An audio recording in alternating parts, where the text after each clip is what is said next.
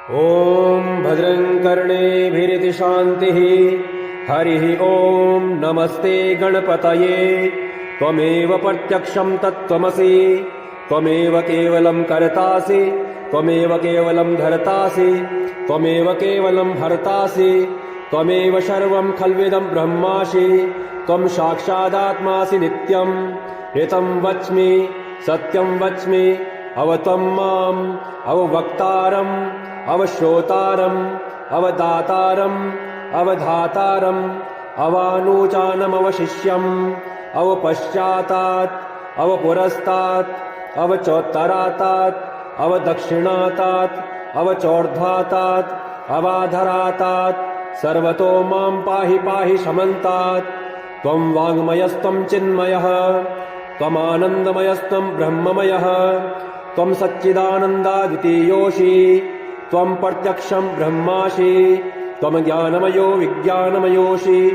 सर्वं जगदिदं तत्तो जायते, सर्वं जगदिदं तत्तस्तिष्ठति, सर्वं जगदिदं त्वयि लयमेष्यति, सर्वं जगदिदं त्वयि पर्त्येति। त्वं भूमिरापो नलो निलो नभः, त्वं चत्वारि वाक्पदानि, त्वं गुणत्रयातीतः, त्वं कालत्रयातीतः, त्वं देहत्रयातीतः, त्वं मूलाधारिस्थितोऽसि नित्यं, त्वं शक्तित्रयात्मकः, त्वां योगिनो ध्यायन्ति नित्यं। त्वं ब्रह्मा त्वं विष्णुस्त्वं रुद्रस्त्वं इन्द्रस्त्वं अग्निस्त्वं वायुस्त्वं सूर्यस्त्वं चन्द्रमास्त्वं ब्रह्म भूर्भुवः सुवरों। गणादिं पूर्वमुच्चार्य वर्णादिं तदनन्तरम् अनुस्वारः परतरः अर्धेन्दुलसितं तारेण रुद्धम् एतत्तव मनुस्वरूपम्। दकारः पूर्वरूपम्, अकारो मध्यमरूपम्, अनुस्वारश्चान्त्यरूपम्, बिन्दुरुत्तररूपम्, नादः सन्धानम् सहिता सन्धिः। शैषा गणेशविद्या गणकऋषिः निर्चद्गायत्री छन्दः श्रीमहागणपतिर्देवता। ॐ गं गणपतये नमः।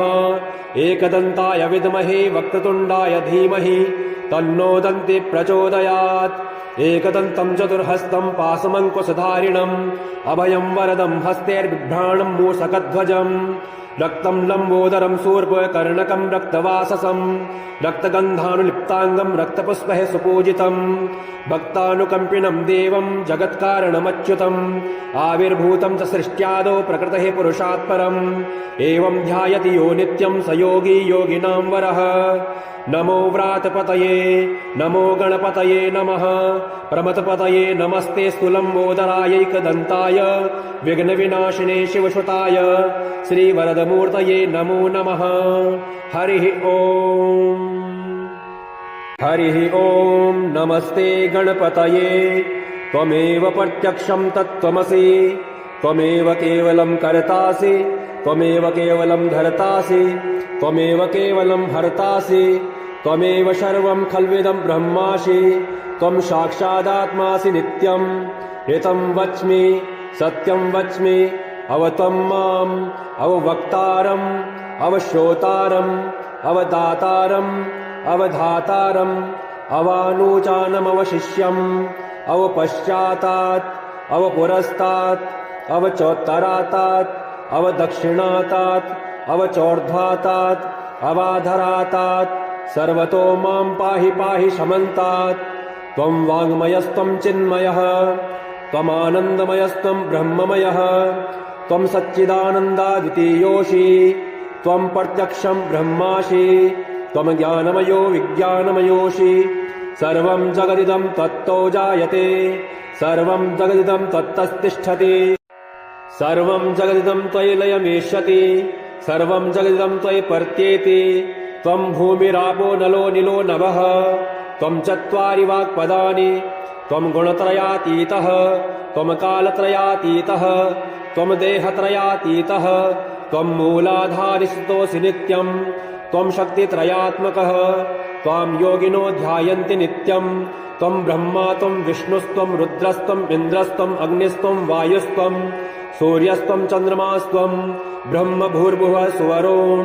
गणादिं पूर्वमुच्चार्य वर्णादिं तदनन्तरम् अनुस्वारः परतरः अर्धेन्दुलसितं तारेण रुद्धम् एतत्तव मनुस्वरूपम् गकारः पूर्वरूपम् अकारो मध्यमरूपम् अनुस्वारश्चान्त्यरूपम् बिन्दुरुत्तररूपम् नादः सन्धानम् सहिता सन्धिः शैषा गणेशविद्या गणकऋषिः निर्चद्गायत्री छन्दः श्रीमहागणपतिर्देवता।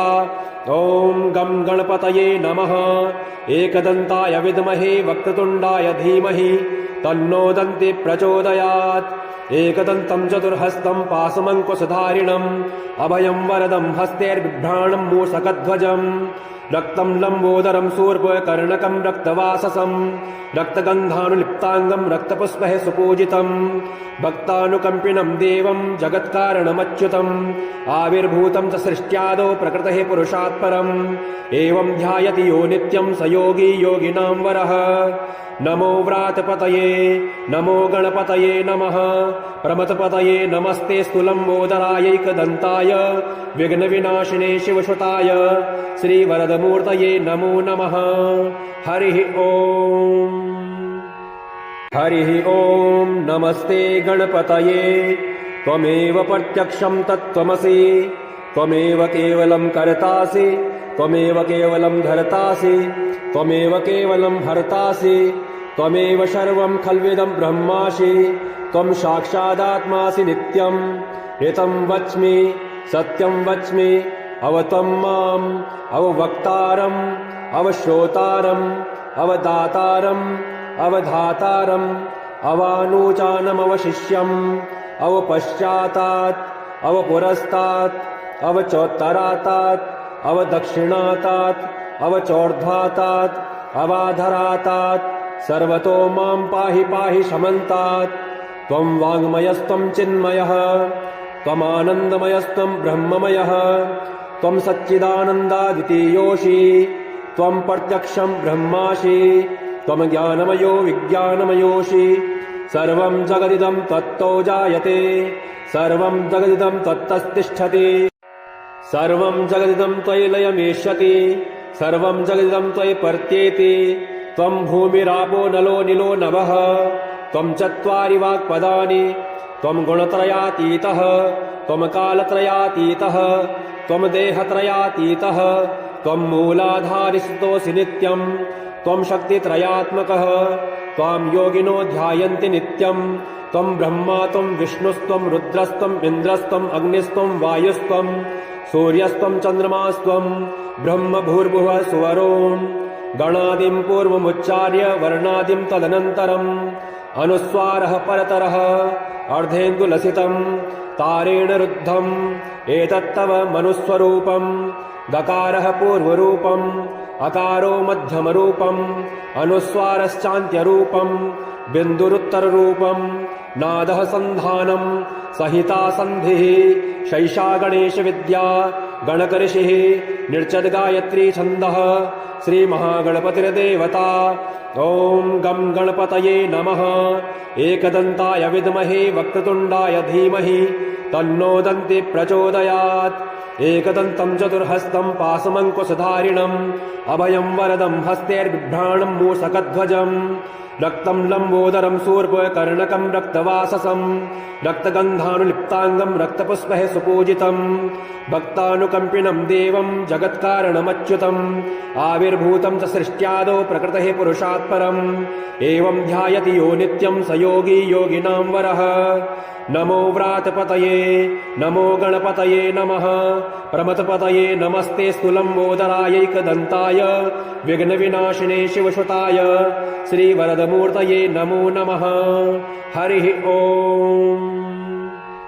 हरिः ॐ। नमस्ते गणपतये त्वमेव प्रत्यक्षं तत्त्वमसि त्वमेव केवलं कर्तासि त्वमेव केवलं धर्तासि त्वमेव केवलं हर्तासि त्वमेव सर्वं खल्विदं ब्रह्मासि त्वं साक्षादात्मासि नित्यम् ऋतं वच्मि सत्यं वच्मि अवत्वं माम् अववक्तारम् अवश्रोतारम् अवदातारम् अवधातारम् अवानूचानमवशिष्यम् अवपश्चातात् अवपुरस्तात् अवचोत्तरातात् अवदक्षिणातात् अवचोर्ध्वातात् अवाधरातात् सर्वतो मां पाहि पाहि शमन्तात्। त्वं वाङ्मयस्त्वं चिन्मयः त्वमानन्दमयस्त्वं ब्रह्ममयः त्वं सच्चिदानन्दाद्वितीयोऽसि त्वं प्रत्यक्षं ब्रह्मासि त्वं ज्ञानमयो विज्ञानमयोऽसि। सर्वं जगदिदं तत्तो जायते सर्वं जगदिदं तत्तस्तिष्ठति सर्वं जगदिदं त्वयि लयमेष्यति सर्वं जगदिदं त्वयि पर्त्येति। त्वं भूमिरापो नलो निलो नभः त्वं चत्वारि वाक्पदानि त्वं गुणत्रयातीतः त्वं कालत्रयातीतः त्वं देहत्रयातीतः त्वं मूलाधारिस्तोऽसि नित्यं त्वं शक्तित्रयात्मकः त्वां योगिनो ध्यायन्ति नित्यं। त्वं ब्रह्मा त्वं विष्णुस्त्वं रुद्रस्त्वं इन्द्रस्त्वं अग्निस्त्वं वायुस्त्वं सूर्यस्त्वं चन्द्रमास्त्वं ब्रह्म भूर्भुवः सुवरोन्। गणादिं पूर्वमुच्चार्य वर्णादिं तदनन्तरम् अनुस्वारः परतरः अर्धेन्दुलसितं तारेण रुद्धम् एतत्तव मनुस्वरूपम्। गकारः पूर्वरूपम् अकारो मध्यमरूपम् अनुस्वारश्चान्त्यरूपम् बिन्दुरुत्तररूपम्।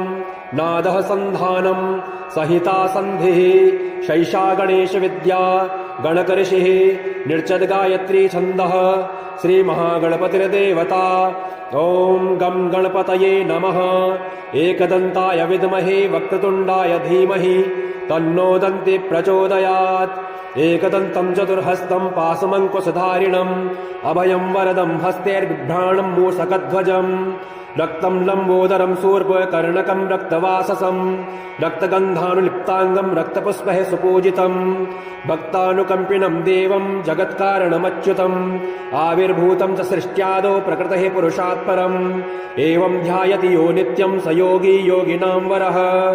नमो व्रातपतये नमो गणपतये नमः प्रमथपतये नमस्ते स्थूलम्बोदरायैकदन्ताय विघ्नविनाशिने शिवसुताय श्रीवरदमूर्तये नमो नमः। हरिः ॐ नमस्ते गणपतये त्वमेव प्रत्यक्षं तत्त्वमसि त्वमेव केवलं कर्तासि त्वमेव केवलं धर्तासि त्वमेव केवलं हर्तासि त्वमेव सर्वं खल्विदं ब्रह्मासि त्वं साक्षादात्मासि नित्यं ऋतं वच्मि सत्यं वच्मि अवत्वं माम् अववक्तारम् अवश्रोतारम् अवदातारम् अवधातारम् अवानूचानमवशिष्यम् अवपश्चातात् अवपुरस्तात् अवचोत्तरातात् अवदक्षिणातात् अवचोर्ध्वातात् अवाधरातात् सर्वतो मां पाहि पाहि शमन्तात्। त्वं वाङ्मयस्त्वं चिन्मयः त्वमानन्दमयस्त्वं ब्रह्ममयः त्वं सच्चिदानन्दाद्वितीयोऽसि त्वं प्रत्यक्षं ब्रह्मासि त्वं ज्ञानमयो विज्ञानमयोऽसि। सर्वं जगदिदं तत्तो जायते सर्वं जगदिदं तत्तस्तिष्ठति सर्वं जगदिदं त्वयि लयमेष्यति सर्वं जगदिदं त्वयि पर्त्येति। त्वं भूमिरापो नलो निलो नभः त्वं चत्वारि वाक्पदानि त्वं गुणत्रयातीतः त्वं कालत्रयातीतः त्वं देहत्रयातीतः त्वं मूलाधारिस्तोऽसि नित्यं त्वं शक्तित्रयात्मकः त्वां योगिनो ध्यायन्ति नित्यं। त्वं ब्रह्मा त्वं विष्णुस्त्वं रुद्रस्त्वं इन्द्रस्त्वं अग्निस्त्वं वायुस्त्वं सूर्यस्त्वं चन्द्रमास्त्वं ब्रह्म भूर्भुवः सुवरोन्। गणादिं पूर्वमुच्चार्य वर्णादिं तदनन्तरम् अनुस्वारः परतरः अर्धेन्दुलसितं तारेण रुद्धम् एतत्तव मनुस्वरूपम्। गकारः पूर्वरूपम् अकारो मध्यमरूपम् अनुस्वारश्चान्त्यरूपम् बिन्दुरुत्तररूपम्। नादः सन्धानम् सहिता सन्धिः शैषा गणेशविद्या गणकऋषिः निर्चद्गायत्री छन्दः श्रीमहागणपतिर्देवता। ॐ गं गणपतये नमः। एकदन्ताय विद्महे वक्रतुण्डाय धीमहि तन्नो दन्ति प्रचोदयात्। एकदन्तं चतुर्हस्तं पाशमङ्कुशधारिणम् अभयं वरदं हस्तैर्बिभ्राणं मूषकध्वजम् रक्तं लम्बोदरं शूर्पकर्णकं रक्तवाससं रक्तगन्धानुलिप्तं लिप्ताङ्गं रक्तपुष्पैः सुपूजितं भक्तानुकम्पिनं देवं जगत्कारणमच्युतम् आविर्भूतं च सृष्ट्यादौ प्रकृतेः पुरुषात् परम् एवं ध्यायति यो नित्यं स योगी योगिनां वरः। नमो व्रातपतये नमो गणपतये नमः प्रमथपतये नमस्ते स्थूलम्बोदरायैकदन्ताय विघ्नविनाशिने शिवसुताय श्रीवरदमूर्तये नमो नमः। हरिः ओम्। हरिः ओम्। नमस्ते गणपतये त्वमेव प्रत्यक्षं तत्त्वमसि त्वमेव केवलं कर्तासि त्वमेव केवलं धर्तासि त्वमेव केवलं हर्तासि त्वमेव सर्वं खल्विदं ब्रह्मासि त्वं साक्षादात्मासि नित्यं ऋतं वच्मि सत्यं वच्मि अवत्वं माम् अववक्तारम् अवश्रोतारम् अवदातारम् अवधातारम् अवानूचानमवशिष्यम् अवपश्चातात् अवपुरस्तात् अवचोत्तरातात् अवदक्षिणातात् अवचोर्ध्वातात् अवाधरातात् सर्वतो मां पाहि पाहि समन्तात्। त्वं वाङ्मयस्त्वं चिन्मयः त्वमानन्दमयस्त्वं ब्रह्ममयः त्वं सच्चिदानन्दाद्वितीयोऽसि त्वं प्रत्यक्षं ब्रह्मासि त्वं ज्ञानमयो विज्ञानमयोऽसि सर्वं जगदिदं तत्तो जायते सर्वं जगदिदं तत्तस्तिष्ठति सर्वं जगदिदं त्वयि लयमेष्यति सर्वं जगदिदं त्वयि पर्त्येति त्वं भूमिरापो नलो निलो नभः त्वं चत्वारि वाक्पदानि त्वं गुणत्रयातीतः त्वं कालत्रयातीतः त्वं देहत्रयातीतः त्वं मूलाधारिस्तोऽसि नित्यं त्वं शक्तित्रयात्मकः त्वां योगिनो ध्यायन्ति नित्यं त्वं ब्रह्मा त्वं विष्णुस्त्वं रुद्रस्त्वं इन्द्रस्त्वं अग्निस्त्वं वायुस्त्वं सूर्यस्त्वं चन्द्रमास्त्वं ब्रह्म भूर्भुवः सुवरों गणादिं पूर्वमुच्चार्य वर्णादिं तदनन्तरम् अनुस्वारः परतरः अर्धेन्दुलसितं तारेण रुद्धम् एतत्तव मनुस्वरूपम् दकारः पूर्वरूपम् अकारो मध्यमरूपम् अनुस्वारश्चान्त्यरूपम् बिन्दुरुत्तररूपम् नादः सन्धानम् सहिता सन्धिः शैषा गणेशविद्या गणकऋषिः निर्चद्गायत्री छन्दः श्रीमहागणपतिर्देवता। ॐ गं गणपतये नमः। एकदन्ताय विद्महे वक्रतुण्डाय धीमहि तन्नो दन्ति प्रचोदयात्। एकदन्तं चतुर्हस्तं पाशमङ्कुशधारिणम् अभयं वरदं हस्तैर्बिभ्राणं मूषकध्वजम् रक्तं लम्बोदरं शूर्पकर्णकं रक्तवाससं रक्तगन्धानुलिप्ताङ्गं रक्तपुष्पैः सुपूजितं भक्तानुकम्पिनं देवं जगत्कारणमच्युतम् आविर्भूतं च सृष्ट्यादौ प्रकृतेः पुरुषात् परम् एवं ध्यायति यो नित्यं स योगी योगिनां वरः।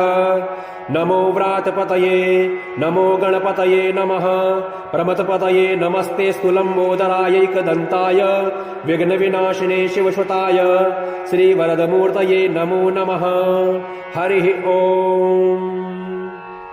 हरिः ओम्। नमस्ते गणपतये त्वमेव प्रत्यक्षं तत्त्वमसि त्वमेव केवलं कर्तासि त्वमेव केवलं धर्तासि त्वमेव केवलं हर्तासि त्वमेव सर्वं खल्विदं ब्रह्मासि त्वं साक्षादात्मासि नित्यं ऋतं वच्मि सत्यं वच्मि अवत्वं माम् अववक्तारम् अवश्रोतारम् अवदातारम् अवधातारम् अवानूचानमवशिष्यम् अवपश्चातात् अवपुरस्तात् अवचोत्तरातात् अवदक्षिणातात् अवचोर्ध्वातात् अवाधरातात् सर्वतो मां पाहि पाहि समन्तात्।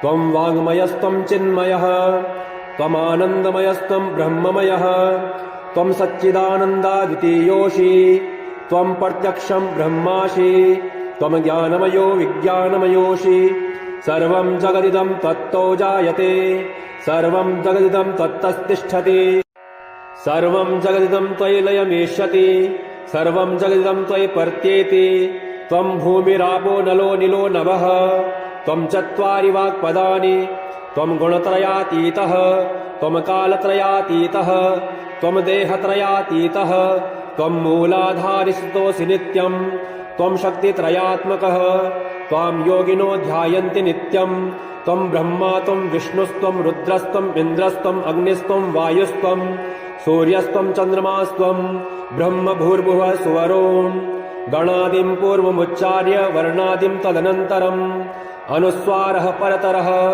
अर्धेन्दुलसितं तारेण रुद्धम् एतत्तव मनुस्वरूपम् गकारः पूर्वरूपम् अकारो मध्यमरूपम् अनुस्वारश्चान्त्यरूपम् बिन्दुरुत्तररूपम् नादः सन्धानम् सहिता सन्धिः शैषा गणेशविद्या गणकऋषिः निर्चद्गायत्री छन्दः श्रीमहागणपतिर्देवता ॐ गं गणपतये नमः एकदन्ताय विद्महे वक्रतुण्डाय धीमहि तन्नो दन्ति प्रचोदयात् एकदन्तं चतुर्हस्तं पाशमङ्कुशधारिणम् अभयं वरदं हस्तैर्बिभ्राणं मूषकध्वजम् रक्तं लम्बोदरं शूर्पकर्णकं रक्तवाससं रक्तगन्धानुलिप्ताङ्गं रक्तपुष्पैः सुपूजितं भक्तानुकम्पिनं देवं जगत्कारणमच्युतम् आविर्भूतं च सृष्ट्यादौ प्रकृतेः पुरुषात् परम् एवं ध्यायति यो नित्यं स योगी योगिनां वरः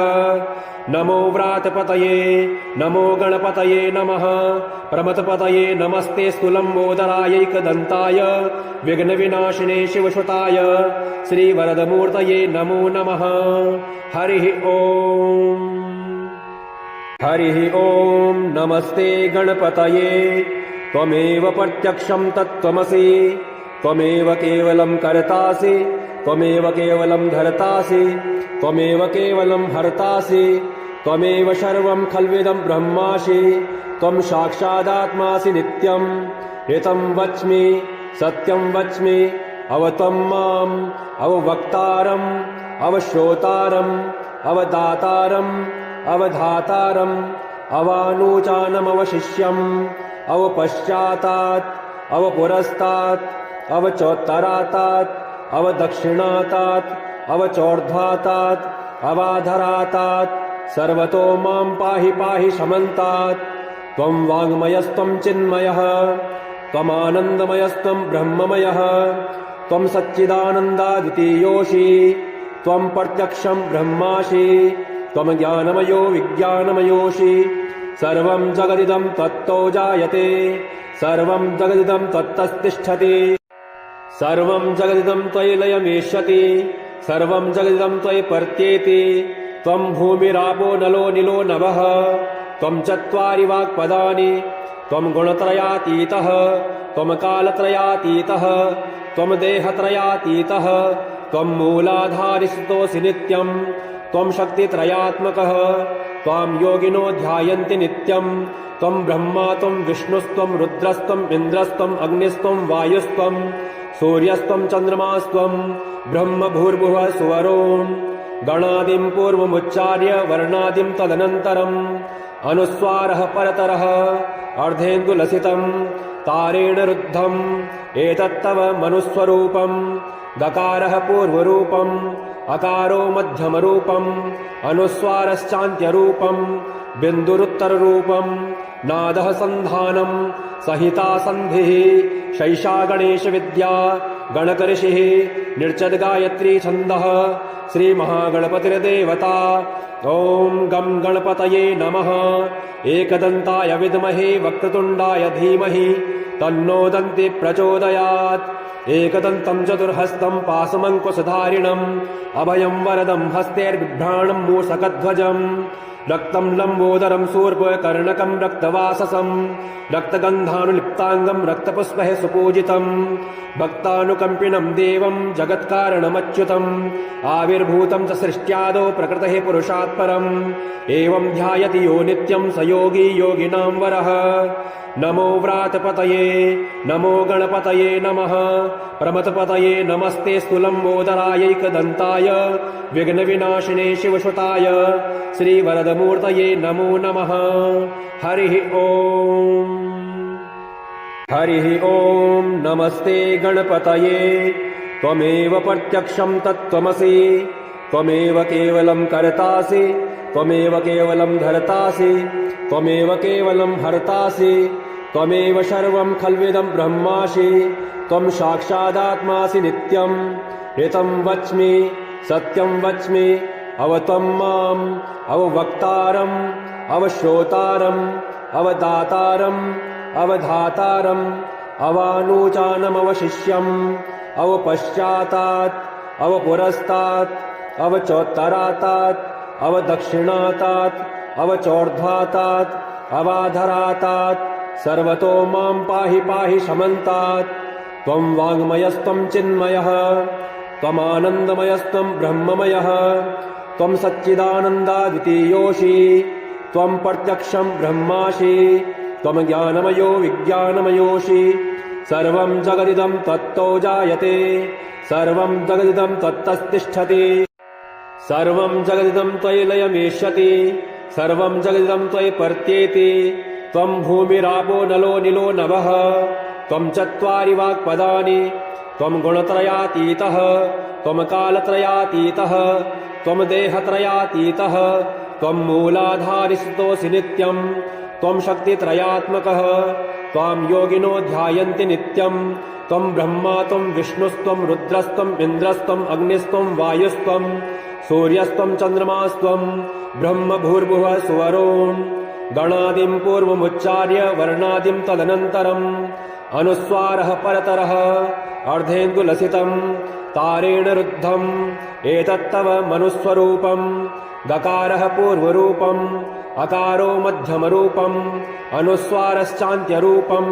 बिन्दुरुत्तररूपम् नादः सन्धानम् सहिता सन्धिः शैषा गणेशविद्या गणकऋषिः निर्चद्गायत्री छन्दः श्रीमहागणपतिर्देवता ॐ गं गणपतये नमः एकदन्ताय विद्महे वक्रतुण्डाय धीमहि तन्नो दन्ति प्रचोदयात् एकदन्तं चतुर्हस्तं पाशमङ्कुशधारिणम् अभयं वरदं हस्तैर्बिभ्राणं मूषकध्वजम् रक्तं लम्बोदरं शूर्पकर्णकं रक्तवाससं रक्तगन्धानुलिप्ताङ्गं रक्तपुष्पैः सुपूजितं भक्तानुकम्पिनं देवं जगत्कारणमच्युतम् आविर्भूतं च सृष्ट्यादौ प्रकृतेः पुरुषात् परम् एवं ध्यायति यो नित्यं स योगी योगिनां वरः नमो व्रातपतये नमो गणपतये नमः प्रमथपतये नमस्ते स्थूलम्बोदरायैकदन्ताय विघ्नविनाशिने शिवसुताय श्रीवरदमूर्तये नमो नमः हरिः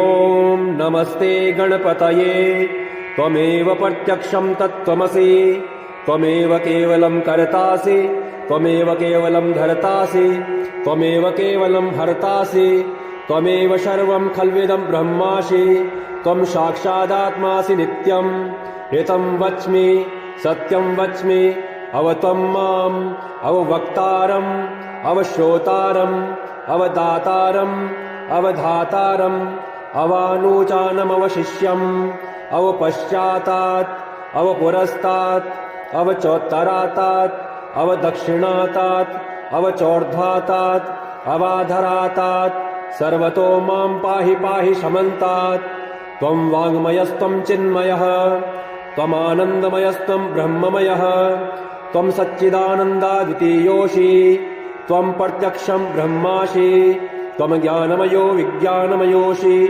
सर्वं जगदिदं तत्तो जायते सर्वं जगदिदं तत्तस्तिष्ठति सर्वं जगदिदं त्वयि लयमेष्यति सर्वं जगदिदं त्वयि पर्त्येति त्वं भूमिरापो नलो निलो नभः त्वं चत्वारि वाक्पदानि त्वं गुणत्रयातीतः त्वं कालत्रयातीतः त्वं देहत्रयातीतः त्वं मूलाधारिस्थितोऽसि नित्यं त्वं शक्तित्रयात्मकः त्वां योगिनो ध्यायन्ति नित्यं त्वं ब्रह्मा त्वं विष्णुस्त्वं रुद्रस्त्वं इन्द्रस्त्वं अग्निस्त्वं वायुस्त्वं सूर्यस्त्वं चन्द्रमास्त्वं ब्रह्म भूर्भुवः सुवरों गणादिं पूर्वमुच्चार्य वर्णादिं तदनन्तरम् अनुस्वारः परतरः अर्धेन्दुलसितं तारेण रुद्धम् एतत्तव मनुस्वरूपम् गकारः पूर्वरूपम् अकारो मध्यमरूपम् अनुस्वारश्चान्त्यरूपम्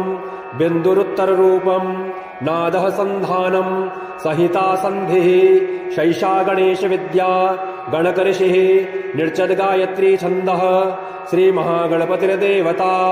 ॐ गं गणपतये नमः। एकदन्ताय विद्महे वक्रतुण्डाय धीमहि तन्नो दन्ति प्रचोदयात्। एकदन्तं चतुर्हस्तं पाशमङ्कुशधारिणम् अभयं वरदं हस्तैर्बिभ्राणं मूषकध्वजम् रक्तं लम्बोदरं शूर्पकर्णकं रक्तवाससं रक्तगन्धानुलिप्ताङ्गं रक्तपुष्पैः सुपूजितं भक्तानुकम्पिनं देवं जगत्कारणमच्युतम् आविर्भूतं च सृष्ट्यादौ प्रकृतेः पुरुषात् परम् एवं ध्यायति यो नित्यं स योगी योगिनां वरः। नमो व्रातपतये नमो गणपतये नमः। प्रमथपतये नमस्ते लम्बोदरायैकदन्ताय विघ्नविनाशिने शिवसुताय श्रीवरदमूर्तये नमो नमः। हरिः ॐ। हरिः ॐ। नमस्ते गणपतये।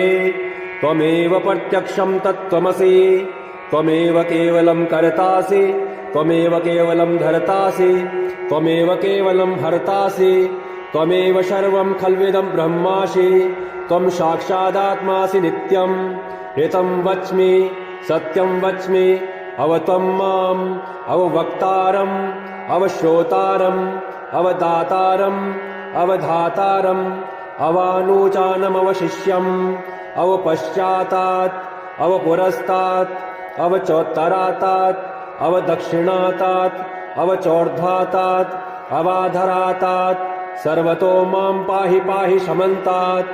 त्वं वाङ्मयस्त्वं चिन्मयः त्वमानन्दमयस्त्वं ब्रह्ममयः त्वं सच्चिदानन्दाद्वितीयोऽसि त्वं प्रत्यक्षं ब्रह्मासि त्वं ज्ञानमयो विज्ञानमयोऽसि सर्वं जगदिदं तत्तो जायते सर्वं जगदिदं तत्तस्तिष्ठति सर्वं जगदिदं त्वयि लयमेष्यति सर्वं जगदिदं त्वयि पर्त्येति त्वं भूमिरापो नलो निलो नभः त्वं चत्वारि वाक्पदानि त्वं गुणत्रयातीतः त्वं कालत्रयातीतः त्वं देहत्रयातीतः त्वं मूलाधारिस्तोऽसि नित्यं त्वं शक्तित्रयात्मकः त्वां योगिनो ध्यायन्ति नित्यं त्वं ब्रह्मा त्वं विष्णुस्त्वं रुद्रस्त्वं इन्द्रस्त्वं अग्निस्त्वं वायुस्त्वं सूर्यस्त्वं चन्द्रमास्त्वं ब्रह्म भूर्भुवः सुवरोन् गणादिं पूर्वमुच्चार्य वर्णादिं तदनन्तरम् अनुस्वारः परतरः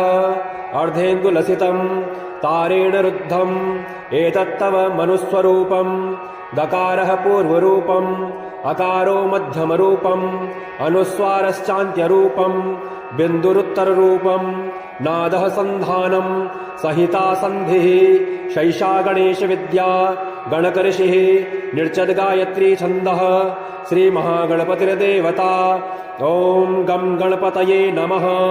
एकदन्ताय विद्महे वक्रतुण्डाय धीमहि तन्नो दन्ति प्रचोदयात्। एकदन्तं चतुर्हस्तं पाशमङ्कुशधारिणम् अभयं वरदं हस्तैर्बिभ्राणं मूषकध्वजम् रक्तं लम्बोदरं शूर्पकर्णकं रक्तवाससं रक्तगन्धानुलिप्ताङ्गं रक्तपुष्पैः सुपूजितं भक्तानुकम्पिनं देवं जगत्कारणमच्युतम् आविर्भूतं च सृष्ट्यादौ प्रकृतेः पुरुषात् परम् एवं ध्यायति यो नित्यं स योगी योगिनां वरः। नमो व्रातपतये नमो गणपतये नमः। प्रमथपतये नमस्ते लम्बोदरायैकदन्ताय विघ्नविनाशिने शिवसुताय श्रीवरदमूर्तये नमो नमः। हरिः ॐ। हरिः ॐ। नमस्ते गणपतये। त्वमेव प्रत्यक्षं तत्त्वमसि त्वमेव केवलं कर्तासि त्वमेव केवलं धर्तासि त्वमेव केवलं हर्तासि त्वमेव सर्वं खल्विदं ब्रह्मासि त्वं साक्षादात्मासि नित्यम् ऋतं वच्मि सत्यं वच्मि अवत्वं माम् अववक्तारम् अवश्रोतारम् अवदातारम् अवधातारम् अवानूचानमवशिष्यम् अवपश्चातात् अवपुरस्तात् अवचोत्तरातात् अवदक्षिणातात् अवचोर्ध्वातात् अवाधरातात् सर्वतो मां पाहि पाहि समन्तात्। त्वं वाङ्मयस्त्वं चिन्मयः त्वमानन्दमयस्त्वं ब्रह्ममयः त्वं सच्चिदानन्दाद्वितीयोऽसि त्वं प्रत्यक्षं ब्रह्मासि त्वं ज्ञानमयो विज्ञानमयोषि सर्वं जगदिदं त्वत्तो जायते सर्वं जगदिदं त्वत्तस्तिष्ठति सर्वं जगदिदं त्वयि लयमेष्यति सर्वं जगदिदं त्वयि पर्त्येति त्वं भूमिरापो नलो निलो नभः त्वं चत्वारि वाक्पदानि त्वं गुणत्रयातीतः त्वं कालत्रयातीतः त्वं देहत्रयातीतः त्वं मूलाधारिस्तोऽसि नित्यं त्वं शक्तित्रयात्मकः त्वां योगिनो ध्यायन्ति नित्यं त्वं ब्रह्मा त्वं विष्णुस्त्वं रुद्रस्त्वं इन्द्रस्त्वं अग्निस्त्वं वायुस्त्वं सूर्यस्त्वं चन्द्रमास्त्वं ब्रह्म भूर्भुवः सुवरोन् गणादिं पूर्वमुच्चार्य वर्णादिं तदनन्तरम् अनुस्वारः परतरः अर्धेन्दुलसितं तारेण रुद्धम् एतत्तव मनुस्वरूपम् गकारः पूर्वरूपम् अकारो मध्यमरूपम् अनुस्वारश्चान्त्यरूपम् बिन्दुरुत्तररूपम् नादः सन्धानम् सहिता सन्धिः शैषा गणेशविद्या गणकऋषिः निर्चद्गायत्री छन्दः श्रीमहागणपतिर्देवता ॐ गं गणपतये नमः एकदन्ताय विद्महे वक्रतुण्डाय धीमहि तन्नो दन्ति प्रचोदयात् एकदन्तं चतुर्हस्तं पाशमङ्कुशधारिणम् अभयं वरदं हस्तैर्बिभ्राणं मूषकध्वजम् रक्तं लम्बोदरं शूर्पकर्णकं रक्तवाससं रक्तगन्धानुलिप्ताङ्गं रक्तपुष्पैः सुपूजितम् भक्तानुकम्पिनं देवं जगत्कारणमच्युतम् आविर्भूतं च सृष्ट्यादौ प्रकृतेः पुरुषात् परम् एवं ध्यायति यो नित्यं स योगी योगिनां वरः नमो व्रातपतये नमो गणपतये नमः प्रमथपतये नमस्ते स्थूलम्बोदरायैकदन्ताय विघ्नविनाशिने शिवसुताय श्रीवरदमूर्तये नमो नमः हरिः ओम्।